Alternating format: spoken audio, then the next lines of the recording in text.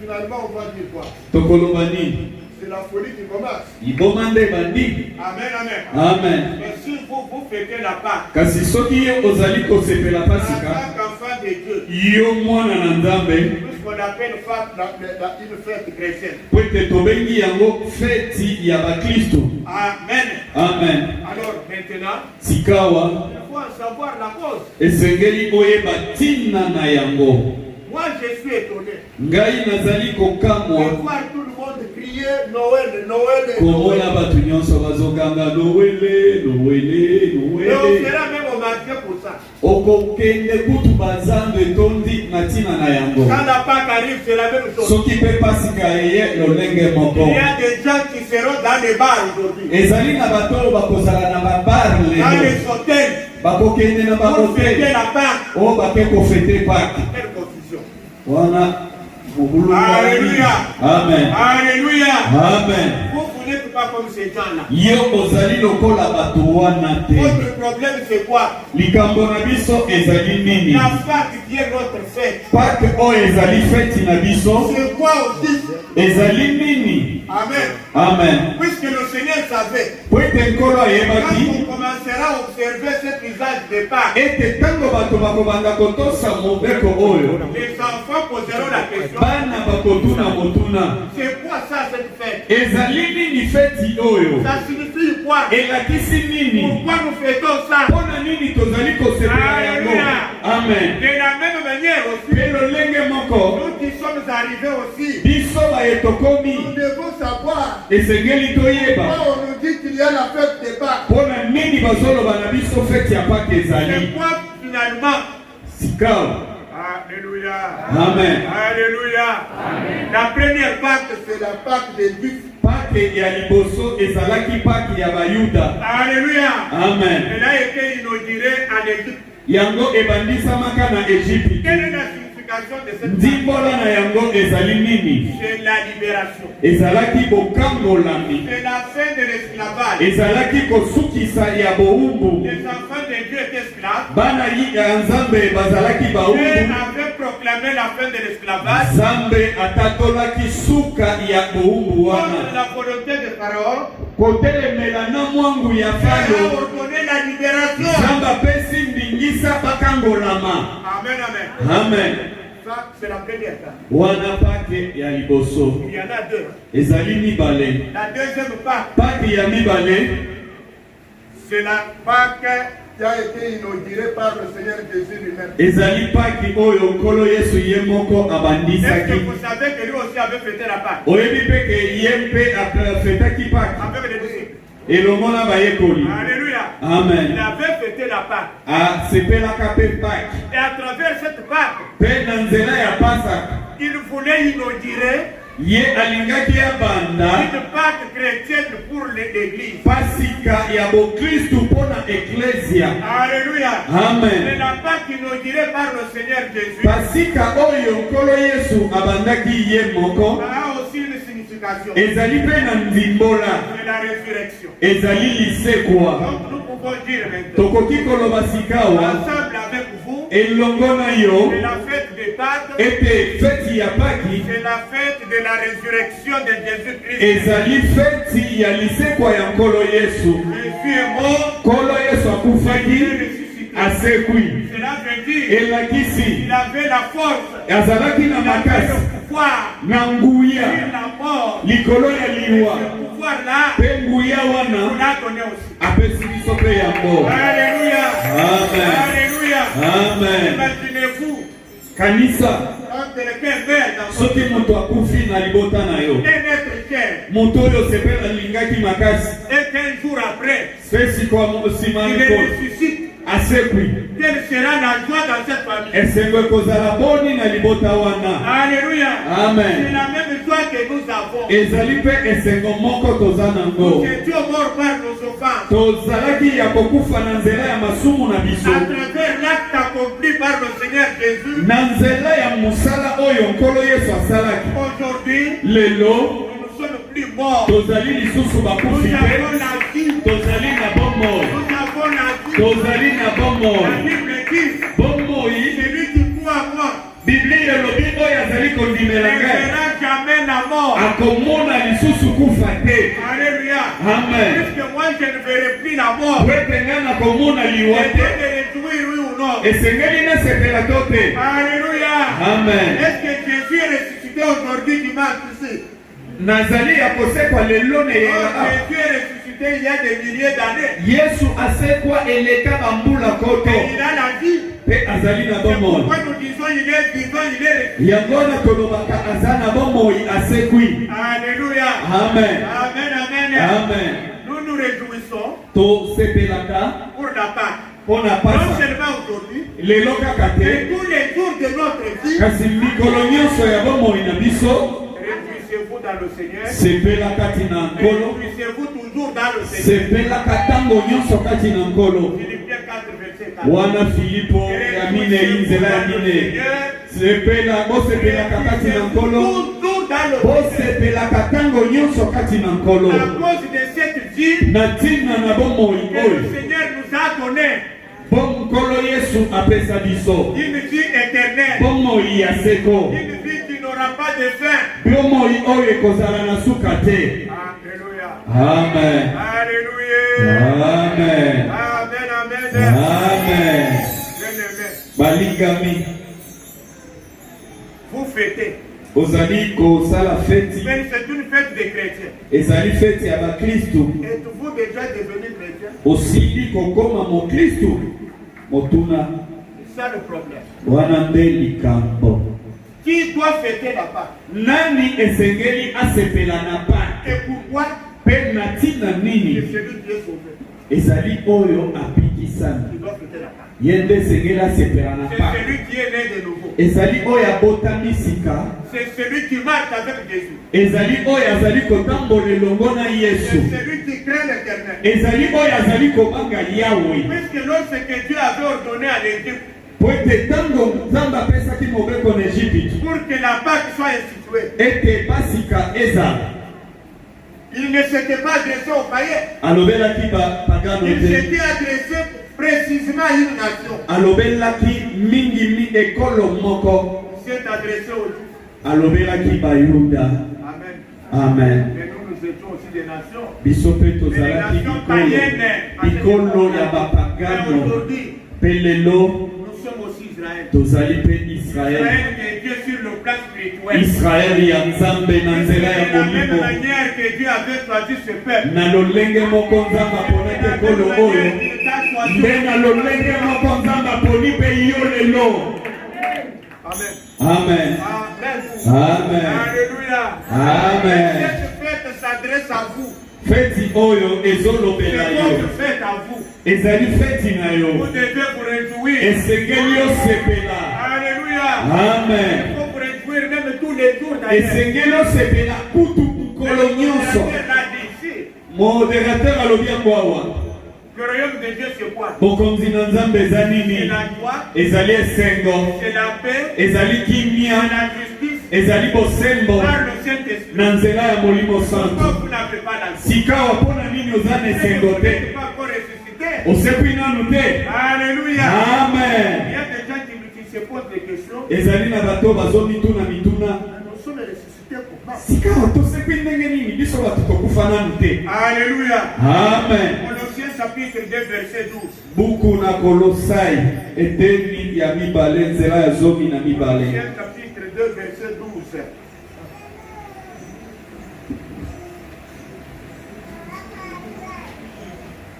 Ayant été enseveli avec lui par le baptême, Oyo bakundamaki elongo na ye na nzela ya libatisi. vous êtes aussi ressuscités en lui et avec lui par la foi. Bosekwi pe elongo na ye pe kati na ye na nzela na kondima. Alléluia. Amen. Celui qui a la foi, Oyo aza na kondima. celui qui a crié au Seigneur Jésus, Oyo andimeli nkolo il Yesu. est aussi ressuscité. Ye pe asekwa. Alléluia. Amen. Dans les eaux du baptême, nous avons été ensevelis. Comme Jésus était enterré, nous aussi nous étions ensevelis symboliquement. Alléluia. Amen. C'est la raison pour laquelle n'acceptez pas qu'on vienne vous baptiser avec de l'eau sur le visage.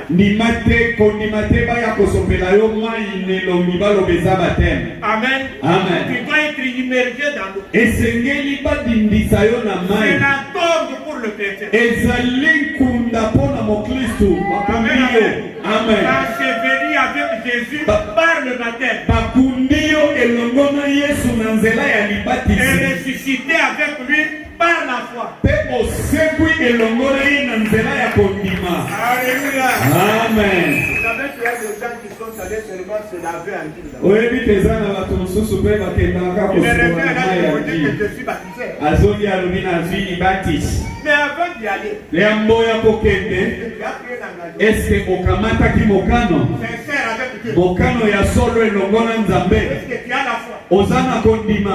Alléluia. Amen. Non, les gens ils vont seulement parce que tout le monde. Batu bazokende kaka po batu nyonso bazokende. Amen. Amen. Mais moi j'ai baptisé quelqu'un. Ngai na pesa ndeko moko libatis. L'après-midi il est dans un bar. Na pokwa na kutie na bar. Avec toute une table pleine de la bière et des filles. Azondisi mesa masanga na ba jeune fille bazingiye. Je me vois passer, il me dit pasteur. Tango amoninga na balabala na je suis zoleka. en train de fêter mon baptême. Alors pasteur na fêter baptême na ngai awa. Alléluia. Amen. Là vous devez regretter. Wana pena. Vraiment vous devez pleurer. Papa lobi ayoka ki susi. Alléluia. Amen. Il y a des gens parmi nous. Ezali na batukati na biso. Pas sincères avec Dieu. Bazali sembo te longola nzambe. Ils ne sont chrétiens que quand nous sommes là. Baza ba Kristo ka tango Et toza si nous awa. sortons de l'église, Soki tobimi na ils église. ne sont plus chrétiens. Bango baza susu ba Ils Kristo se te. comportent comme par le passé. Bazotambola na lolenge na bango ya kala. Est-ce que je trompe? Nakosi. Amen. Amen. Mais ces gens-là, ils sont en train aussi de fêter la Pâque. Batu wana pe Vous ne bazofete fêtez pa. pas la Pâque, mon frère. Kofete no pe. Répandez-vous. Bongo na nde motema milela. Alléluia. Amen. Amen, amen. Amen. Nous pouvons retourner encore dans Colossiens puisque nous voulons terminer là. Tozonga lisusu na Kolosai po ete tosukisa parenthèse oyo tofungolaki ya Pâques. Colossiens chapitre 3. Na chapitre 3 Colossiens. Verset 1 eteni ya misato nzela ya liboso jusqu'à 2. kino na oyo ya mibale. Si donc soki vous êtes ressuscité avec Christ, bosekwi elongo na Kristu, cherchez les choses d'en haut, boluka biloko ya likolo, où Christ est assis à la droite de Dieu. epai wapi Masiya afandi na loboko ya mobali ya Nzambe. Affectionnez-vous aux choses d'en haut, bolingaka biloko ya likolo, et non à celles qui sont sur la terre. bolingaka te oyo ezali na mokili. Alléluia. Amen. Alléluia. Amen. Chacun de nous est prophète de son propre de sa vie.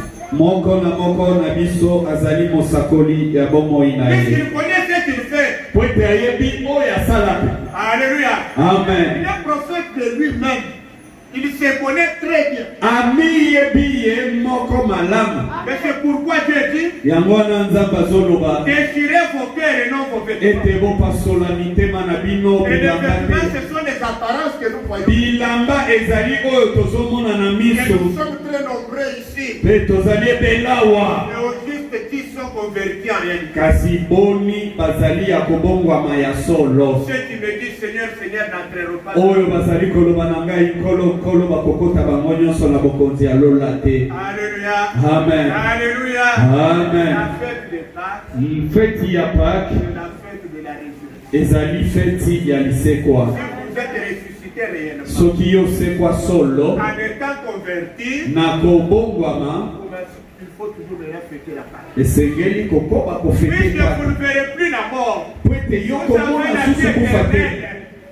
Alléluia. Amen. Quand les gens réussissent sur le loterie pour aller aux États, Tango bato bazozwa na DV mais loterie il po faut voir bakendela. comment ils se réjouissent. Tala ndenge bazosepela. Même avec des poudres sur la tête. Basopi na poudre na mutu. On dirait qu'il va au ciel. Akanisi akelola. Mais tu vas au ciel comment? Okelola Et wapi? les États-Unis, c'est la même chose que le Congo. États-Unis ezana mokili moko kaka oyo Congo. Amen. Même s'il y a des immeubles, ça fait quoi? Ata bango batonga ba immeuble, ça fait quoi? ata batonga ya kitoko ndenge nini esa nini? Nous nous luttons pour aller au ciel. Biso tozobundana mpona kokende na lola.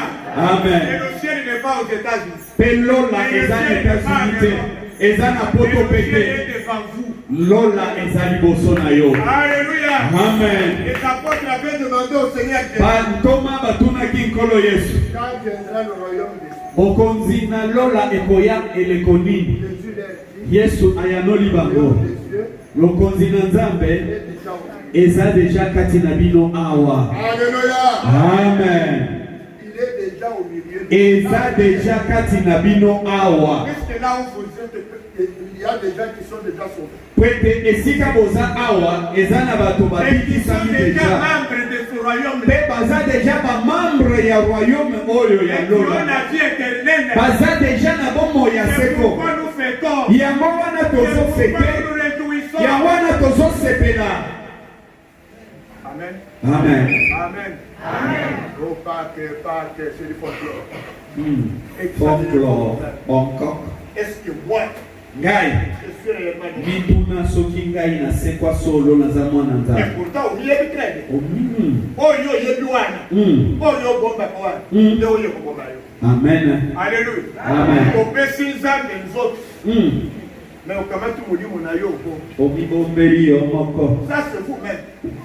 Amen. Amen. Okamati molimo na yo obo. Obombi. Okamati molimo motema na yo obo. Obombi. Mais apparence là tu donnes extérieur,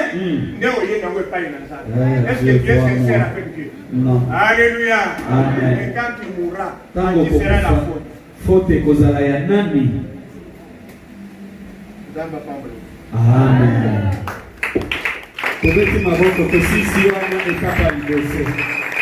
Tozongeli sikoyo. Bon, à la place, il y a des questions que vous pouvez poser aujourd'hui, il n'y en aura pas. J'ai pris la place des questions pour essayer un peu d'introduire la Pâque. Nous ne voulons pas du folklore aussi. Les lobolimbisa mitune kozala te poete eloko tosengela kitopesa mituna nde oyo tozwi tolobelana mpaseka. C'est une église spirituelle. Ecclesia na biso ezali ecclesia ya molimo. Pas de folklore, Pâque, komema biloko ya milolo balabala ya balabala te. Est-ce que tu as ordonné la fête de Noël? Nzambe apesa motindo tosala. Il y en a combien? Il faut connaître. Bafeti ya bakristo ezali boni. Mais la Bible est claire à ce sujet. Biblia ezali polele. Les fêtes chrétiennes. Bafeti ya bakristo ezali boni. Vous ne savez même pas. Alléluia. Amen. Quand on vous dit Noël, est-ce que ça fait partie des fêtes? Soki balobi na yo Noël ezali na liste. Ezate. Dieu n'a pas ordonné que nous puissions fêter Noël. Nzambe apesa biso mobeko ya kofete Noël. Mais nous fêtons la Pentecôte. Tofetaka Pentecôte. C'est Dieu qui l'a ordonné. Nzambe nde apesa nzela. Le sabbat. Shabbat. Ça fait partie des fêtes chrétiennes. Ezali moko na milulu ya bokristo. Mais toi qui fuis dimanche. Kasi yo kimaka dimanche. Sur 4 semaines. Na baposo mine. Toi tu ne viens que deux dimanches. Yo ya kaka dimanche mibale. Est-ce que tu comprends? Mususu kutuka moko akenda na église une fois par mois. Le 7e jour c'est le jour du fête. Mokolo ya sambo ezali mokolo ya nkolo. Ezali moko na mibeko zo. Nous sommes même dit au bureau. Maintenant nous allons faire quoi? Tokosala boni. Si So je ne suis pas là aujourd'hui. Oza awa lelo te. Le comité, votre comité, Komite na bino va nous dire ceux qui ne sont pas là. ekoyebisa biso banani Et baza le te. dimanche prochain, Dimanche ekoya nous appelons ici. tobengi yo awa. Seigneur Zambouli, Toyebisi yo demande pardon à Dieu parce que tu as commis un grand péché. au bout de moi, il y a battu comment? Tu as cassé un des mibeko Et zo. toi tu prends ça à la légère au sérieux. Mais yo zwaka kaka boyo Même mona si ngolo tu kwa ne maseki. ça fait quoi? Ata na yete sa nini. Mais les 10 commandements, ça ne Mibeko veut dire rien ça. eyebisi yo eloko te. Alléluia. Amen. On t'appellera, tu demanderas pardon ici. Sinon tu mourras. Quelqu'un est en vous. Il y a lieu de se poser même la question. Est-ce que réellement Dieu est pour Est-ce que yo ndimela solo Yesu azakati na yo? qui mère professionnelle. Donc quand tu fais de telles choses, est-ce que réellement Tango zo sala makambo tu es conduit par le Seigneur? Okamani penana mkolo. L'apôtre Paul a dit quoi? Toma Paul Ce alobini. n'est plus moi qui vis, Ezali lisusu ngate na c'est zobika. Christ qui vit en toi. Masiya nde akomi kobika kati na Est-ce que ngai. c'est Christ vivait en toi? Soki Masiya azalaki kobika kati na yo. Le jour du Seigneur. Okokima na mokolo ya nkolo. Motuna ya nola. Amen. Amen. Dans un premier temps, tu vas y la vidéo. On va prier pour toi et t'imposer les mains. Pardonne ton enfant, Seigneur. Parce qu'il a cassé, il a violé tes lois, tes commandements. Amen. Amen. On constate que ça devient trop confrontation ici, public. On va prier publiquement pour toi. Parce que Kakanzambe te, Masakana Kananzambe te. Il dit quoi? Même celui qui travaille, arrête, c'est le jour du Seigneur. Alléluia. Amen. Oh, on a aidé. Et l'obéissance de Dieu. Franchement.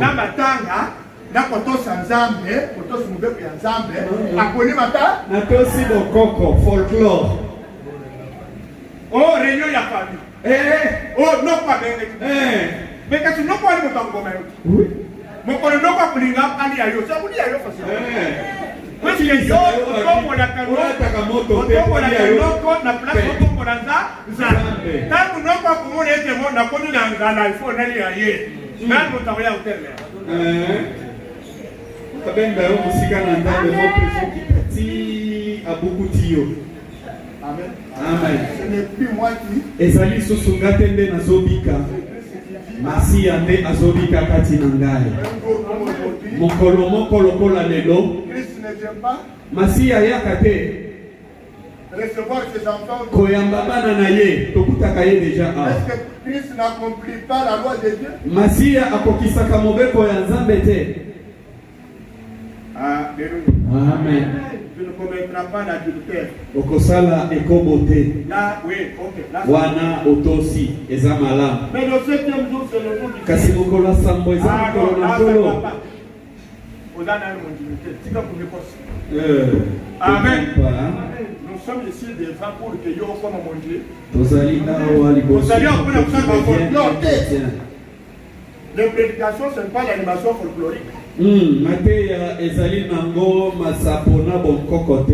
C'est pour vous apprendre quelque chose. Ezali po ete yo oyeba eloko songolo Soyez transformés. po ete yo obongwama. Nous disons Apocalypse 2, tokei sikoyo na Apocalypse verset 12 à 17. chapitre 2 verset 12 Troisième lettre à l'église de Pergame.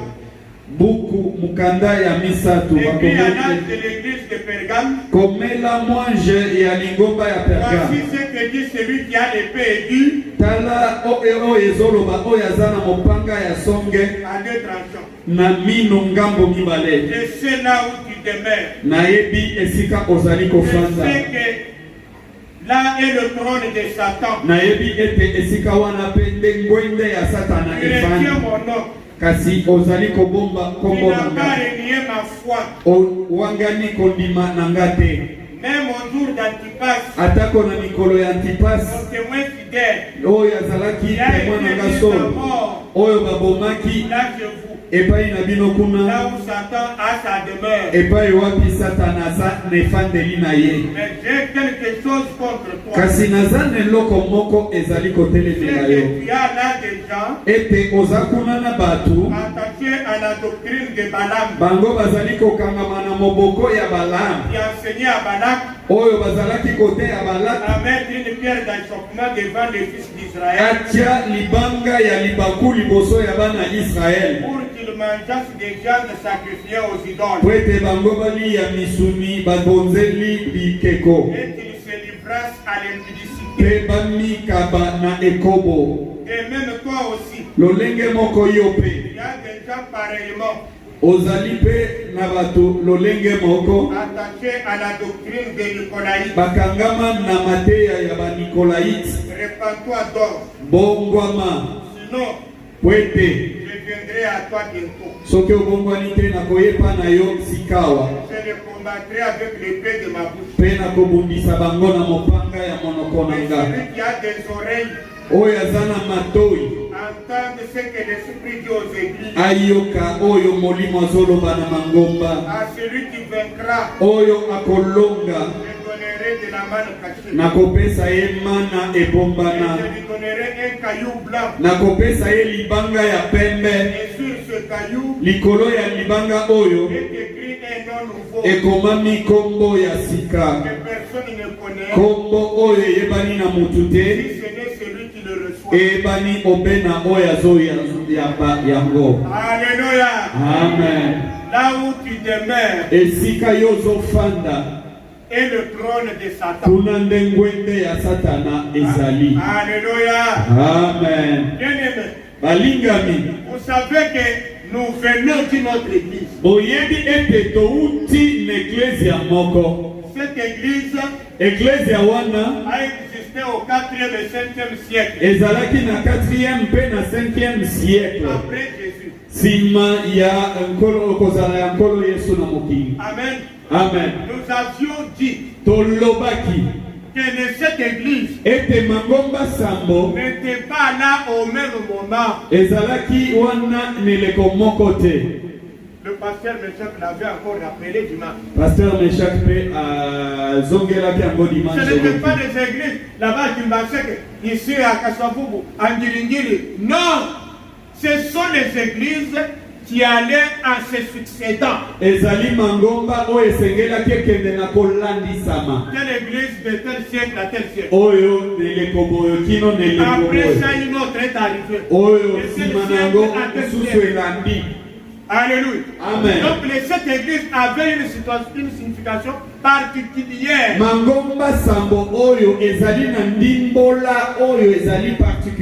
Puisque nous venons de l'église de Smyrne. C'est la première église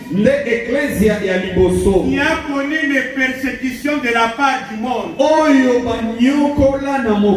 Alléluia. Amen. Et quand il y a des souffrances, quand il y a des tribulations, quand il y a des persécutions, il y a aussi l'auteur de tout ça. Et l'auteur de ça, c'est le diable. Si vous rencontrez des problèmes, si vous rencontrez des difficultés, comprenez que le diable est à la porte. Amen, amen. Amen. Alléluia. Amen. Alors, bon, maintenant, Satan vient à Smyrne pour jeter les chrétiens en prison. Et cette prison-là, c'est le cortège de souffrance. Le cortège de peine. Alléluia. Amen. Mais une chose a fait la joie du Seigneur. Malgré toutes ces choses,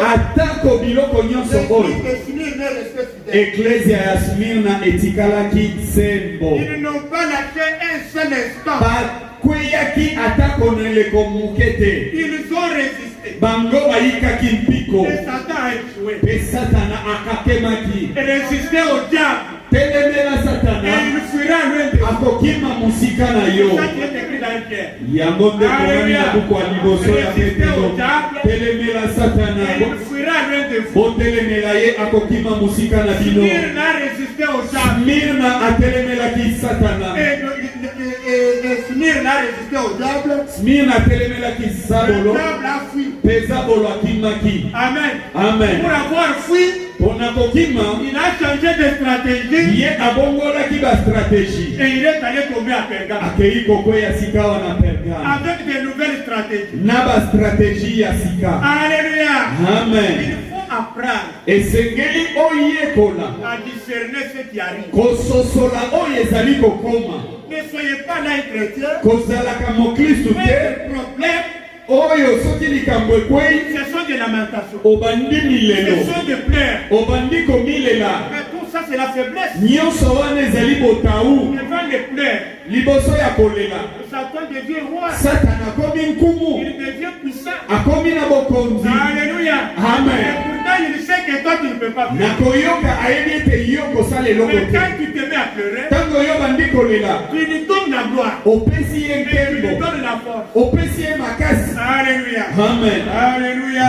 Amen. Je ne te délaisserai pas. Nakotika yo te, nakobwakisa pe yo te, nde nkolo alobi. Je ne t'abandonnerai pas. Nakobwakisa Je yo ne te te, laisserai pas. nakosundola pe yo Je serai te, toujours à vos côtés. nakozala ntango nyonso pene na bino. Voilà pourquoi vous priez. Sikawa mpona nini ozolela? Alléluia. Amen. Puisque ce qui peut t'arriver, Po ete oyo ekoki ce kokomela sont yo des épreuves. ezali mikakatano, Les épreuves, ezali komekama il faut les surmonter. oyo esengeli yo longa. La Bible nous avertit. Biblia ezali kokebisa Qu'est-ce biso, qu'il nous dit? ezoloba na biso Il y nini? aurait des tribulations dans le monde. Bokozala na mikakatano na mokili, Prenez courage, boyika mpiko car moi j'ai vaincu. po ete ngai nalongi mokili. Alléluia. Amen. De la même manière, Na lolenge moko Christ a vaincu ce monde. masi alongaki mokili oyo, Il sait lui aussi.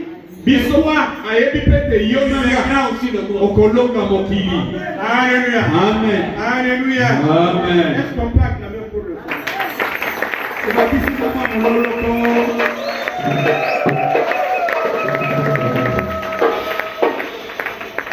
Maintenant, Sikawa la phase finale, ce n'est pas fini. suka ya masolo eza Smirna te. De Smyrne, nous devons aller à Pergame. kolongwa na Smirna tokei na Pergame. Et le diable aussi s'en va là-bas. Pesa bolo mpe ake kuna. Vous savez comme nous sommes ici. Oyebi ndenge tozawa. Le diable est en train de rôder tout autour. Zabolo azali kobaluka Il n'est pas baluka. loin. Aza musika te, aza nzinga Mais si on nzinga. le voyait avec les yeux, Soki tozalaki komona ye na nous miso, pouvions prendre même le biloko il faut l'envoyer tout boire. wana nde tokokaki ozwa ata biloko oyo tobamba ye. Alléluia. Amen. Il peut être même à la porte là-bas, Akoki kozala ata na ekuke kuna, en train de regarder. azodoke. Qui est distrait. Nani aza kidiba Que je tombe sur lui. mpona kwela ye na kuwa ye. Soyez vigilants. Zala Soyez efenge. forts. Senjela. Dans votre adversaire, le diable, rôde comme un lion. Zala misoga po monguna na bino zabolo azali aluka lokola nkosi akonganga. C'est qui il va dévorer. Azoluka nani akolia. Amen. Amen. Alléluia. Amen. Bien-aimés. Balingami. Les persécutions à Smyrne, Kotumolama na Smirna c'était l'œuvre des empereurs de l'époque. ezalaki mosala ya bankumu yeleko wana Ceux qui ont décidé de la mort de Jésus. oyo bazwaki mokano ya koboma nkolo Yesu. C'était le même roi de l'époque. Ezalaki kaka bankumu wana yeleko wana. Amen, amen. Amen. Alors, maintenant, Sikawa les empereurs bankumu étaient l'auteur des persécutions à Smyrne. bango nde bazalaki likolo ya kotumolama ya bapasi na Smirna. Qui utilisait ces empereurs? Nani azalaki kokamba bango? C'est le diable. Satana. Puisque Moussa et Satan, ils allaient côté le Mélédingo, ils C'est ça l'œuvre du diable. Alléluia. C'est contre l'église. Si vous n'avez pas Dieu, Soki oza na nzambe même si te vous êtes église, ata koza ecclesia Satan côté le Mélédingo. ako À côté le Mélédingo. c'est vrai c'est pas Au contre contraire, Dieu. en Koloka, on va se soutenir. Puisqu'il sait qu'il n'y a rien. Ah oui oza kutu ba master na ye. Amen. Amen. Amen. Amen. Amen. Alors maintenant, Sikawa à Pergame, na Pergame les empereurs bankumu se sont convertis babongoli mitema au christianisme. na bokristu. Amen. Amen. Mais chose grave, eloko ils aso se convertissent bandimeli et deviennent des chrétiens. bakomi bakristu Ils se retrouvent dans l'église. bakoti na ecclesia Dans l'église de Pergame. na ecclesia ya Pergame. Alléluia. Amen. Amen, amen. Amen. Alors à partir de ce moment-là, kobanda na eleko wana quelque chose va changer. eloko moko ekobongwana. Les chrétiens se réjouissent bakristu bazosepela de la fin de la persécution. ndenge konyokwama esili. Amen. Amen. Mais ils oublient kasi que bazobosana ceux qui sont arrivés, ete baoyo baye maintenant il faut voir le cause. nde esengeli babanda kodirige bango. Amen, amen. Amen. Alléluia. Amen. Vous savez, ces gens-là, quand ils viennent dans l'église, Ils ne vous laisseront pas gérer seul. Ils vont donner des injections.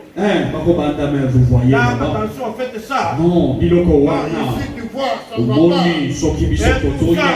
Mais comme ils sont plus forts, pour ne pas encore retourner les persécutions, vous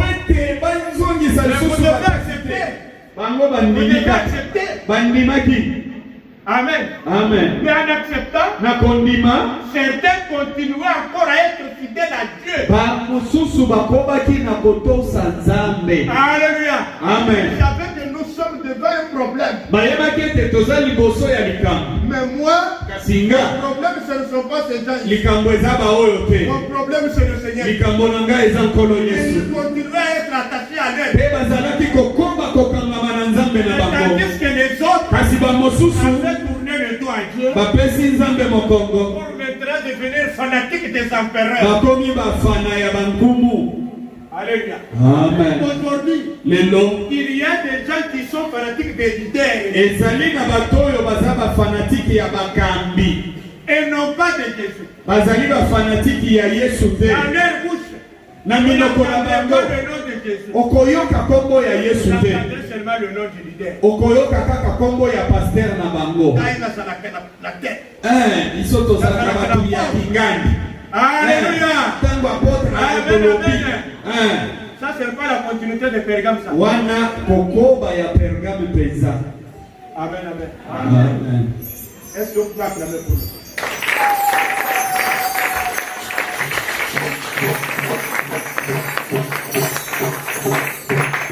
Corinthiens 11, verset 14. Kolinto zo ya mibale eteni ya zomi na moko. Verset 14. Zela ya zomi na mine. 2 Corinthiens 11, verset 14. Et cela n'est pas étonnant. Puisque Satan lui-même se déguise en ange de lumière. Alléluia. Amen. Amen, amen. Amen. Mais il faut faire attention. Puisque s'il voit qu'il ne peut pas réussir, il va se déguiser en ange de lumière pour vous séduire et réussir la mission qu'il a. Alléluia. Amen. Vous savez, les gens qui sont dans des églises, des grands partenaires. Oh, on va acheter une place. Oh, c'est combien? Oh, 150 000. Bon, donne-moi le numéro de compte, je donne 100 000. Bon, 100 000 dollars. 600 000 $. Au pays pour là. Hey, 100 000. Amen. Amen. L'autre qui sort là-bas. Et ça dit combien? 50 000. Bon, ça va, je paye. Bon, faites-moi un devis du travail que vous allez faire. Et c'est combien? Ils viennent construire. Et va ces gens-là. Vous êtes pasteur. Vous êtes pasteur. Amen. Vous êtes pasteur, vous êtes pasteur bien. Pasteur méchant. Hein? Amen. Amen. Il fait grossir dans l'église.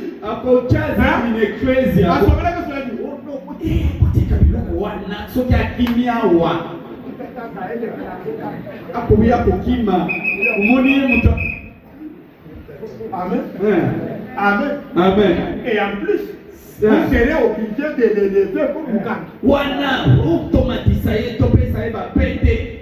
Il sera ancien de l'église. Ancien de l'église. Ancien. Et ceux qui vont partir, à combien pasteur? Pasteur sans fonction. Et c'est lui qui commencera à consommer. Ce qui a lobby aussi. Puisque s'il est parti, les dons, on ne sait pas. Pour ceux qui accueillent, Makabopé écrit. Alléluia. Amen. Et pas la histoire, et qu'on s'allait mater. Si chez nous, ça ne peut pas se faire. Awa, et pour qui qu'on s'allait mater. Alléluia. Amen. Amen, amen. Amen. Je vais vous dire quelque chose. Nakoloba, et l'autre. Que j'avais vécu. Oh, nakotana nango. À l'Ukraine. na ipende. Amen. Amen. À la borne, Na la borne kuna il y avait un ami. ezalaki na libala moko Un grand dignitaire de la Deuxième République. ya mokonzi moko ya Deuxième République. Sa fille s'était mariée. Mwana na ye azalaki kobala. Amen. Presque tous les ministres étaient venus. Ba ministre tele nesika wana. J'arrive là-bas. Baye avec l'esprit de monter sur le projet. Ya na mayele na bango bayebaki ke bakocha biso liboso kuna. Le pasteur, il les voit venir. Pasteur azomona bango bazoka. Est-ce que ça va suffire? Alobi bakiti kuna ekoka. Pasteur wana alobi. Comment, monsieur? Vous allez mettre où? Ok, il va beaucoup de choses. Comment? Amen. Amen. Mais non, je ne sais pas que nous sommes des ministres. Ah, mais vous êtes des ministres. Vous êtes des ministres. Oh. Ici à l'église, il y a aussi des ministres. Vous êtes un ministre, vous avez un gouvernement, à l'église, un ministre qui est basali. Je vous dis, mon frère, qu'il n'avait pas assisté à ce mariage. Ils sont sur ministre, ils ont pris leur véhicule. Babimi, bakamati, mitukana bango ya minene bakei. Alléluia. Amen. C'est ça la gloire pour Jésus. Il ne faut pas avoir peur des dons. Kobanga makabote. Même si les dons sont là, Atako makabo ezali. la doctrine doit être là. Moboko esengeli ezala wana. Alléluia. Amen. Tu vas faire plaisir à un homme. Soki yo bandiko Ça faire plaisir à Dieu. koluka kosepelisa motu te, sepelisa Nzambe. Ok? Vous dites Amen. Hein? Vous dites ça. Merci votre frère. Soki ndeko na yo. Hein? Il est président de l'Assemblée nationale. Aza mboso. Il vient chez lui là-bas. Ayepa na yo. Bon, il est 12h, vous devez manger à ça. Aye na 12h Les toya. enfants, ça va de Mwasi na ye bana. vous mettez à table. Ufani na mesa. Ce jour-là, vous allez prier avant de manger. Mkolo wana osambela avant kolia. Vous allez prier ce jour-là. Vous allez prier. Osambela. Alléluia. Amen. En tout cas, l'intimité. L'intimité pour vous vendre le Mkolo wana. Si quand on ça, tu auras d'abord peur. Alors sinon il va dire, ah, vous voyez, plutôt que de dire là-bas, biloko na bino ntango abandi deja biloko na bino yo sikoyo olembi okomi omituna tu ne commenceras même pas. Tu seras là assis, tu les regardes. Directement, il commence déjà à manger. oyebisa ye nakata nani toprie oprie na motema. Mais pourquoi il joue avec la force de ces gens-là? C'est la puissance de Satan. Bato wana baza na bokonzi ya Satana. Alléluia. Alléluia. Amen. Alors, bien aimé, nde boye balingami quand ces dignitaires-là viennent dans l'église, ntango bankumu wana bazali koya na eklesia vous trouverez les frères et les sœurs. okokuta Ils vont commencer à chanter partout. Vous savez, bakomi koyeba partout. ils prient chez nous. boyebi ekseaye wana asambela eglize biso ayaka kutula avec sa Ça devient un sujet de gloire. ekomi lokumu C'est un homme comme tout le monde. aza motu kaka neti bato nyonso te.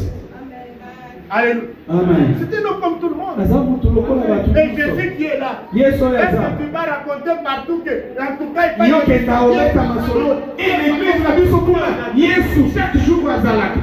Maman Tindal. Moi, c'est Tindal. Tout ça, c'est la canaille. beta mpe lisolo ya Et ça sera là l'évangile. On va te verrer que tu vas là. Va te verrer, on va te verrer. Amen. Amen. Alléluia. Amen. Mais Jésus a dit qu'on va aller te verrer. Hein? Amen. Dans le foyer, star, pour Nayo, il donne Nayo, tout ça, on la canaille. Là, on connaît l'idolâtre. Ouais. Alléluia. Amen. On connaît l'idolâtre. Ogumba melibikeko. Aujourd'hui, vous ne comprenez pas ce que c'est. Nous sommes bons non,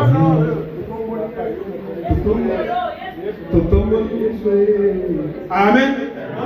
Mais est-ce qu'il y a des autres oh, il y a des autres Premier ministre, il y a un question. Comme il y a même ma tête, et donc, je vais vous raconter, c'est ça. L'honorable qui est venu. Est-ce que vous avez tu as déjà grandi? C'est ce que nous voyons aussi à Pergame. Amen. Amen. Il y a un groupe de gens qui se dit attention aux empereurs, oubliant leur Dieu. Mais il y en a aussi qui se disent, même s'ils viennent s'imposer ici, ou non c'est Jésus ou rien. Et nous tokotale bangote, tokotale la Dieu Yesu. Tokotale la paix bangote. Tokotale la paix. Qu'il fasse ce qu'il veut. On va obéir à notre Dieu.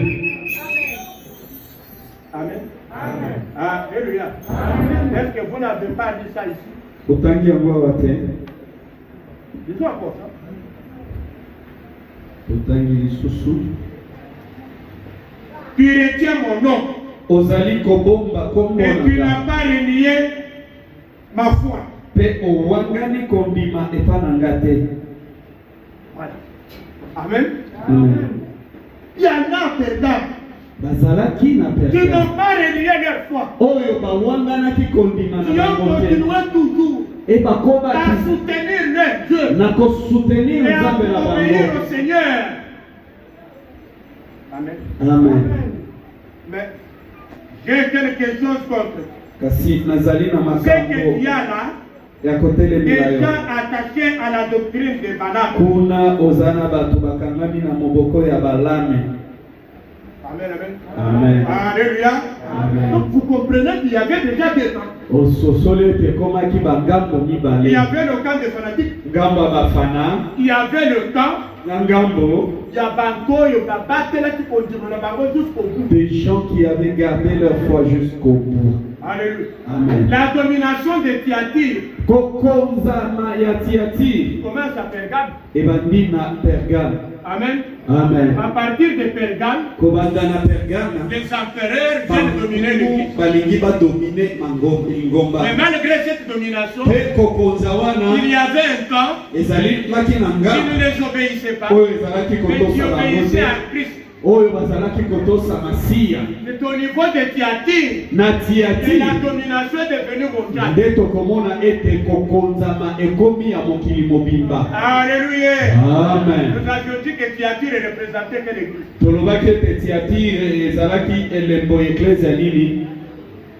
Hein? Hein? C'est quelle église? C'est l'église mère. Hein? L'église mère, vous connaissez? Alléluia. Amen. Maison mère. Tu ne parles pas de maison mère. Parmi nous ici. Alléluia.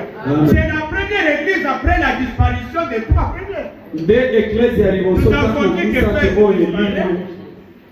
Mais le message de Père continue jusqu'aujourd'hui. Sango oyo bakomeli efeso ezokobakino lelo. Et ça doit nous édifier. Pe ekosunga biso. La même chose avec Smyrne. Lolenge moko na Smyrna. Les persécutions des difficultés c'est partout. Minyoko bapasi ezali bisika nyonso. Esengeli totelemela Satana. Le Seigneur nous dit dans 1 Pierre. Kola zolo bayango na Petero liboso esengeli totelemela Satana. Pe akokima mosika na biso. L'église est confrontée au diable. L'Ecclésia bazali kotelemela mona Satana. Alléluia. Amen. Alléluia. Amen. Les problèmes de Smyrne sont dans l'église aujourd'hui. Makambo ya Smyrna ezali l'Ecclésia pelelo. Et les problèmes de Pergame pe makambo ya Pergame sont dans certaines églises mais pas que nous ici. Ezali pe na kati ya Ecclésia mususu mais pas na biso wa. Il n'y a pas de gens qui viennent dominer sur l'église. Et pas na biso ezana mutu akoya ko dominer l'église. Il y a une seule personne qui domine sur l'église. Mutu se moko azokonza Ecclésia oyo. Ezali Yesu Masiya ya Nazareti. Amen. Amen. Est-ce que le pasteur visionnaire domine sur vous. Pas visionnaire a dominé à Walcolona. Amen. Amen.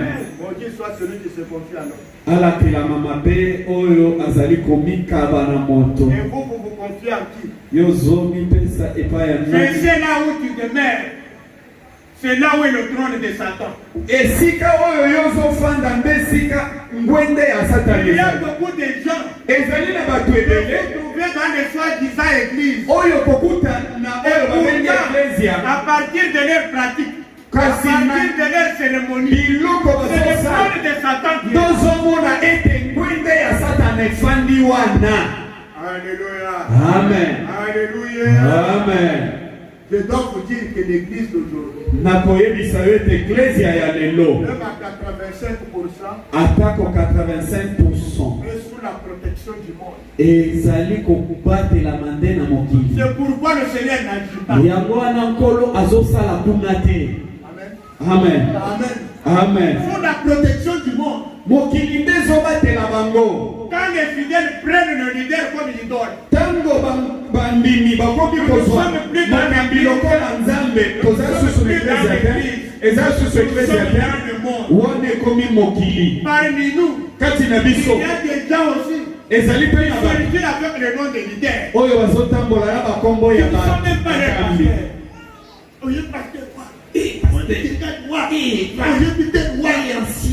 Alors que c'est pas ton cas. Bishop Daddy. Amen, amen. Amen. Amen, amen. Amen. Vous regardez seulement la télévision. Otalika TV. On va dire beaucoup de ça. On va dire comme ça. En une seule fois la gloire et l'honneur. Lokumu nkembo nyonso ezala ya nzambe ye moko. À lui seul. Ye moko. À lui seul. Ye moko. Votre bouche ne peut pas glorifier l'homme. Monoko na yo kokoki kokumisa mutu Est-ce que mosusu Dieu te. nous a dit que je suis avec lui? nzambe ayebisi yo kaze elongo na ye. Quelles sont les preuves de son apostolat? bilembo ya bontonga na ye eza wapi.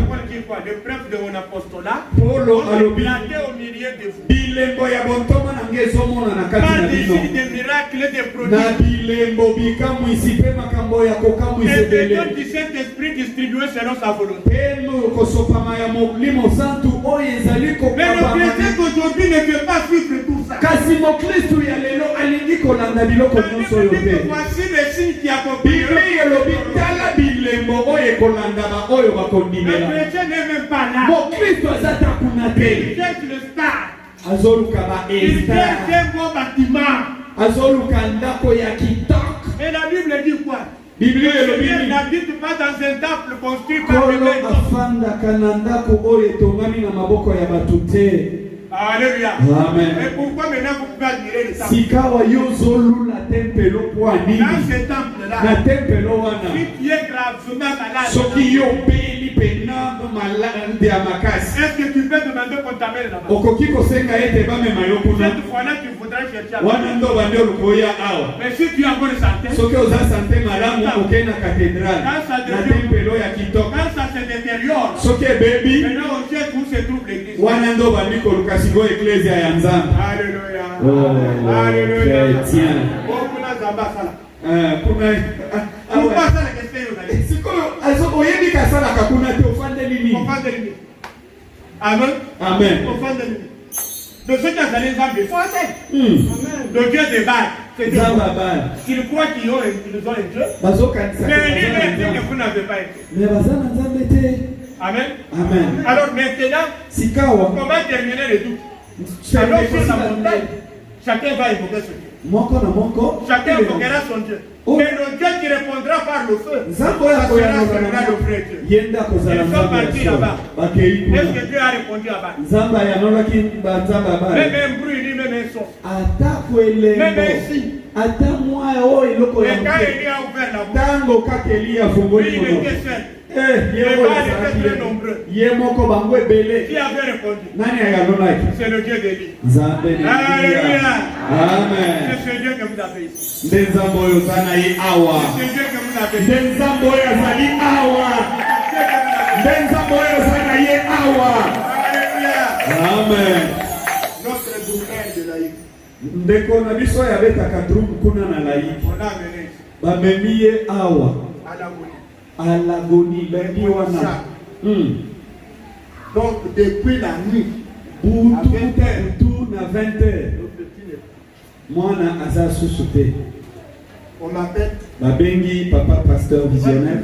Il est 20h. Alobi 20h et Vous êtes là-bas, comment j'arrive? Bino bozana njili ngako toyo tina bima tina koma couvre-feu. Mais ça vous aime comment? Nako bima. Moyen na bima ezate. Moi je sais pas conduire. Alléluia. Amen. Alors maintenant, oh non, papa, mais l'obia vous avez déjà ça. Oh papa, l'obia kukufa.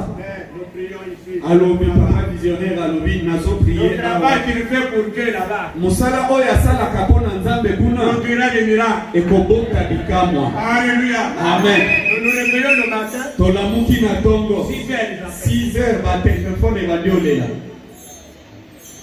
Akufaki.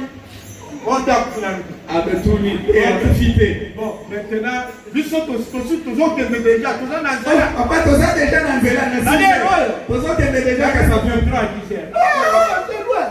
10h à 10h. C'était petit. Comment vous voyez? Il a grandi avec. Amen. Amen. Est-ce que Dieu peut oublier son travail? Dieu n'est pas injuste. Et l'amour que vous avez montré pour son. Alléluia. Amen. Travaillez, Dieu ne vous oubliera jamais. Alléluia. Amen. Yo fenea nzamba kubosa na makambo na yo. Dieu connaît qui est qui parmi nous. Nzamba yebi nani azana ni kati na biso. On le trouve là-bas. Là où il y a le poteau. Kutie sika poto wana ezali. Si alali. Bato balobi beaucoup d'intercesseurs sont partis. Intercesseurs, voyez. Délivrés. Au salut de délivrance. Sont partis. Accueillis. Et le petit petit et signe. Ça c'est le dit, non? Lundi. Le mardi. Mardi. Entrant, il y a ouvert la semaine. Puisque pour le moment, à comme c'est dimanche la nazaraki na laïque. Nakutaki azobeta sente. Après un moment, namoni ya komi na groupe. Alléluia. Amen. Ah, maman pasteur a doit aller parce qu'elle avait vécu l'événement. Alléluia. Amen. Mais le témoignage a eu lieu dimanche. Le pasteur au lieu de rester il court pour venir chez lui. Oh là là. Amen. Il y a eu un témoignage poignant.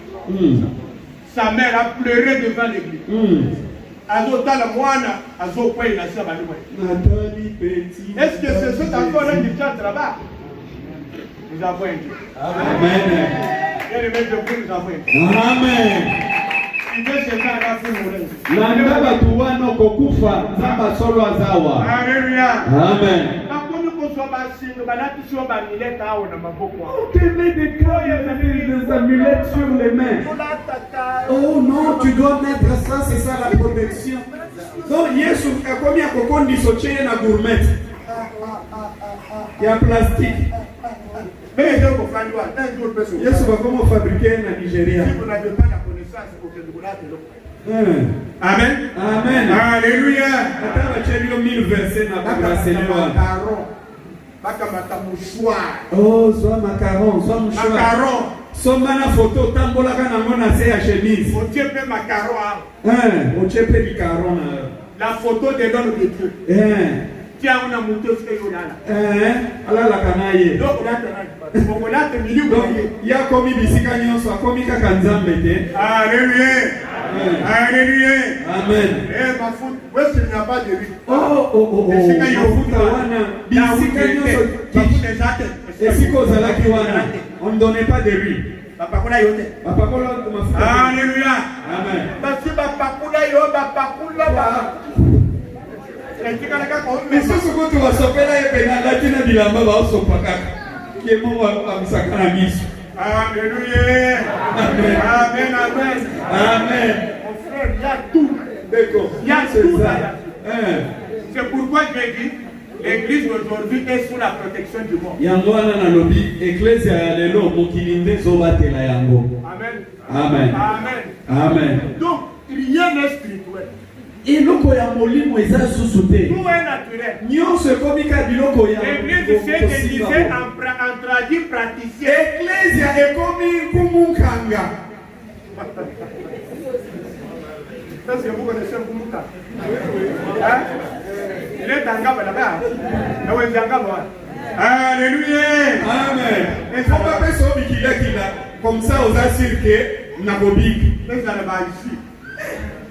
Jus. Ah, n'a pas jus. Amen. Maï. L'interdiction, il a pollué aussi. Mais lui même là, il y a pas de kamisuni, il n'a pas de moli à kamisunité. Alléluia. Amen. Est-ce que c'est lui qui a dit? C'est lui qui a dit. Ça va être ici, il n'a pas de kamisunité. Est-ce qu'il y a dit? Amen. Amen. Amen. Amen. Alléluia. Amen. 2 Corinthiens 3, verset 17. Huku ya mibale ya Korinto eteni ya misatu nzela ya zomi na mo. Or le Seigneur c'est l'esprit. Kolo aza molimo. Et là où est l'esprit du Seigneur? Pe bisika molimo na nkolo ezali. C'est là où est la liberté. Bisika wana pe bonsomi ezali. Est-ce que Babylone wana c'est l'esprit? Biloko wana eza molimo. L'huile c'est l'esprit. Mafuta eza molimo. On a acheté où? Au magasin. Basombi yango na vila awa na zando. Alléluia. Amen. Ate uti poto. En venant, nous avons vu quelque chose. Tango tozoya wana nzela tomoni eloko moko. Cet homme-là, comment on l'appelle encore? Uto babengaka nani? Non, non. Cet homme-là, papa, en descendant, cet homme-là, c'est qui? À droite. C'est Soumel-là. Amen. Amen. On a trouvé quoi? Les gens là-bas en train de se disputer des pains après. La mapa. C'est quoi? Les pains bénis. On achète ça, on vient mettre dans un petit dépôt là-bas. Vous sautez là-bas, ne partez pas, allez prendre les pains bénis.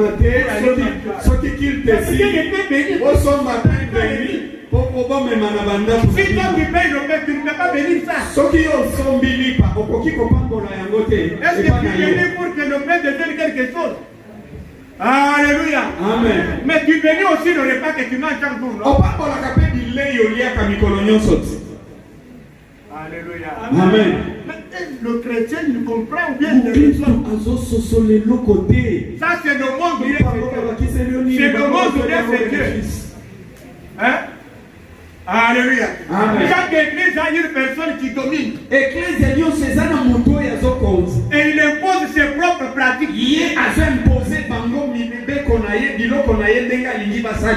Quelles sont les pratiques que vous avez trouvées ici? Vous avez trouvé quelle pratique ici? Rien, n'est-ce pas? Amen. Amen. Est-ce qu'il y a des pratiques ici? Non. Ah oui, peut-être. Quelqu'un a dit oui. Quelle pratique? Des pratiques naturelles. Vous avez trouvé quoi? Hein? Olipa. Le Seigneur c'est quoi? Afuta. Maï. Le Seigneur c'est quoi? Chenette. Hein? Mais là où est l'esprit? Est-ce qu'il y a l'esprit ici? Oui. Alléluia. Est-ce qu'il y a l'esprit ici? Il y a la liberté. La liberté veut dire quoi? Aujourd'hui c'est la Pâque, non? Nous étions des esclaves. Aujourd'hui nous sommes libres. Puisque l'esprit de Dieu est avec nous. Alléluia. Amen. Qui est notre Pâque à nous? C'est Jésus-Christ qui est notre Pâque. Alléluia. Amen. C'est Jésus-Christ qui est notre Pâque. Il est notre résurrection. Alléluia. Amen. Acclamez pour le Seigneur.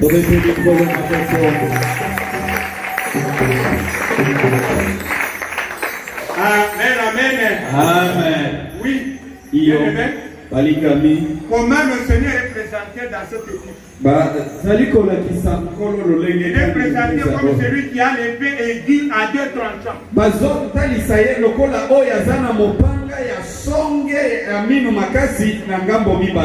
cette épée-là, c'est la parole de Dieu avec laquelle il jugera les méchants qui sont dans l'église. Amen, amen. Amen. Alléluia. Amen. Tu es dans l'église. Est-ce que tu marches selon la parole de Dieu?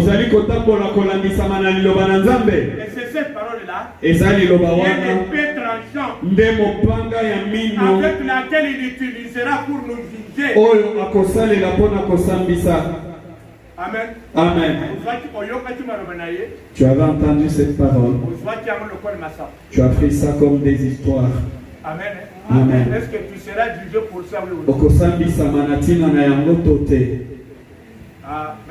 Amen. Mais l'arrivée des empereurs n'est pas une excuse. Toi, tu n'as pas cru aux empereurs. Tu n'as pas cru aux empereurs. Tu as cru au Seigneur. Et les empereurs sont venus. Ils sont venus comment? Comme des chrétiens. Comme ceux qui ont aussi accepté le Christ comme vous. Alléluia. Amen. C'est la raison pour laquelle tu ne dois pas les suivre. Amen. Amen. C'est ça le mal qui était à Pergame. Un côté cherche à suivre les empereurs. Reste attaché au Seigneur. Toi tu es attaché à Dieu. Toi tu suis qui? Amen. Amen. Tu suis qui dans l'église? Il y y a personne qui cherche à ce qu'on le suive. Puisque nous qui sommes ici devant. Nous Nous sommes des serviteurs inutiles. La Bible dit que vous êtes des serviteurs inutiles. Inutiles pourquoi? Nous sommes là que pour faire notre devoir. Et ce devoir, c'est le Seigneur qui nous l'a confié. Si nous avons fait ce devoir-là, c'est fini. Amen. Amen. Alléluia. Amen. Et la Bible dit que qui parmi vous a un domestique? Il revient du champ. Repose-toi d'abord. Après, quand tu te seras reposé, tu vas me préparer à manger. Directement, il doit aller travailler encore. C'est un serviteur inutile. Amen. Amen. Amen. Amen. Alléluia. Amen. Donc, bien aimé, vous tous qui sillonnez d'une église alors, vous marchez dans des églises de Pergame. Même si ce ne sont pas les empereurs, ceux qui sont là, qui imposent des choses de la terre, qui vous sortent des crapauds, ce sont des choses de la terre. Le crapaud est spirituel. Alléluia. Alléluia. Amen. Et quand tu vois cela, tu applaudis. Tu cries même gloire à Dieu. C'est le même de connaissance, ça. La Bible dit mon peuple est en train de périr. Alléluia. Amen, amen. On a parlé d'Antipas ici. Tu n'as pas renié mon nom. Même jusqu'au jour d'Antipas, mon témoin fidèle. Alléluia. Amen. Dans cette église de Pergame, il y a eu un martyr.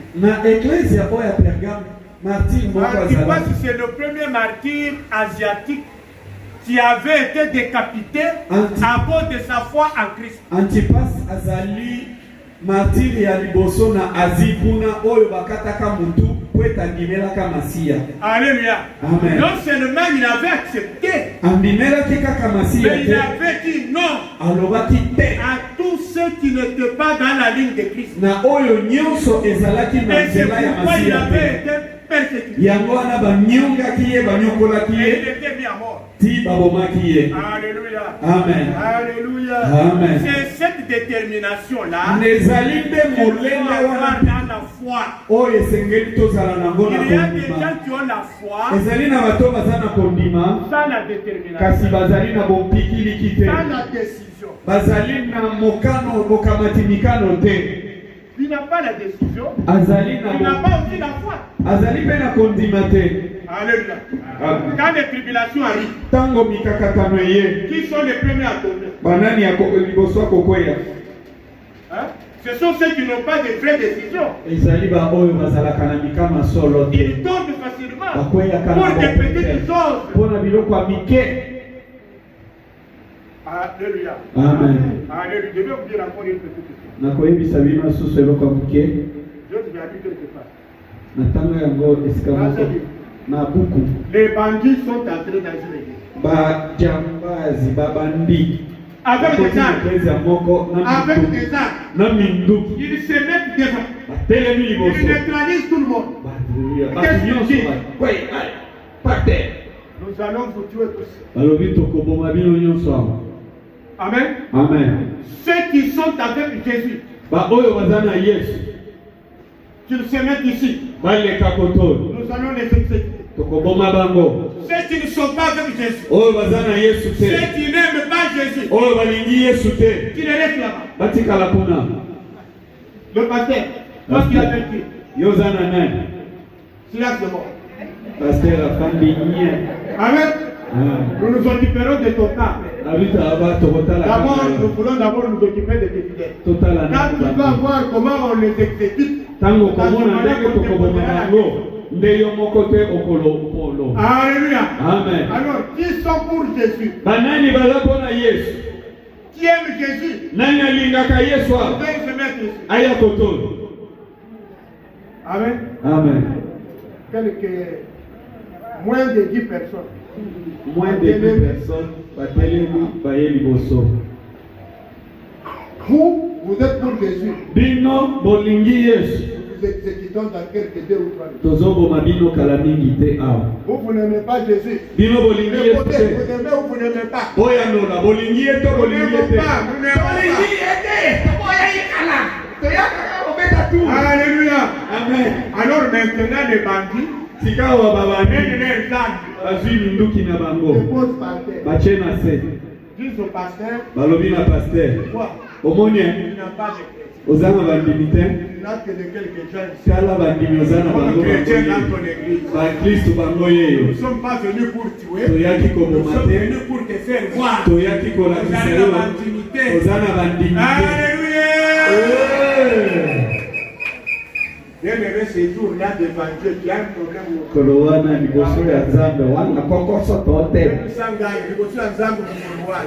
y a des problèmes, oui ou non? Il y a des problèmes, oui ou non? Tu as déjà pris la position devant les païens.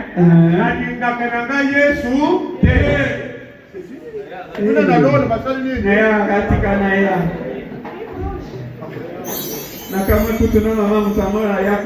Antipas a accepté de mourir, n'est-ce pas? À cause de la foi, Antipas a accepté. Et les disciples de Jésus aussi, ils avaient la même détermination. On veut les faire taire. On veut les emprisonner.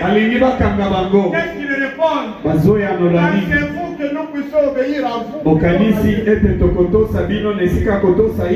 croyez que nous devons vous obéir? Parce que vous nous intimidez au lieu d'obéir à notre Dieu. Voilà les véritables enfants de Dieu. Alléluia. Amen. Alléluia. Amen. La vie chrétienne, ce n'est pas une chose facile. Ezali eloko ya petete.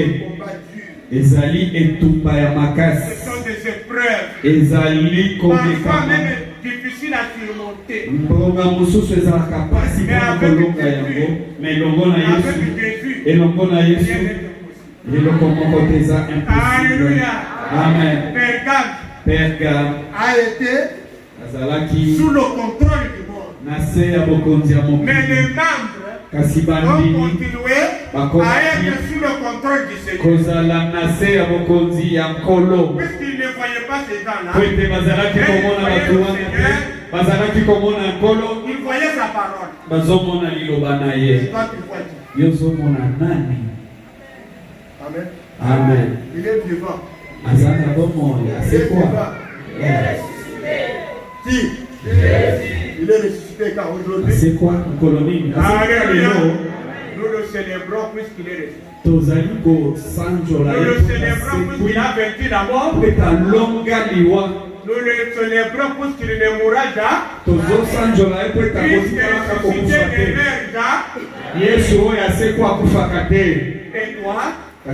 et toi, es-tu ressuscité ou es-tu mort? Amen. Amen. Et le Seigneur dit à l'église de Sardes, il faut être vivant. Alors que tu es mort, il y a des pareils gens parmi nous. Ils croient qu'ils sont vivants. Alors que devant le Seigneur, ils sont morts. Morts depuis longtemps. Au lieu de s'humilier, pour se repentir, pour changer, ils ne veulent pas. Regarde dans l'église à quelle heure? Dimanche. Regarde que pas dans les affaires à quelle heure? Tu viens à quelle heure à l'église? Ce jour-là, Dieu te dira que tu n'as jamais prié.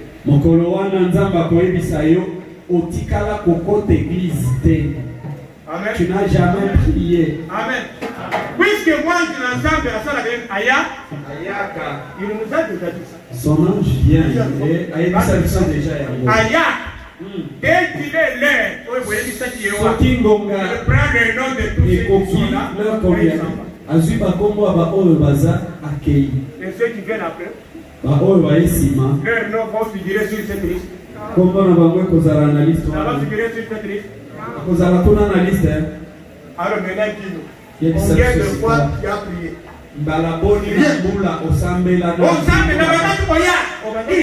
Je venais là. Amen. Tu connaissais comment il fallait venir.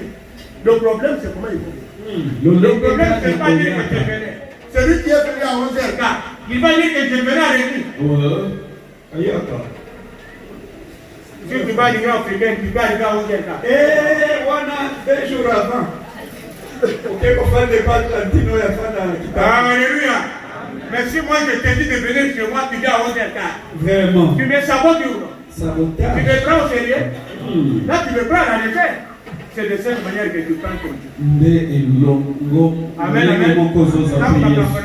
Ça ne marche pas, oh Dieu, ne me vois pas. C'est toi qui es à la base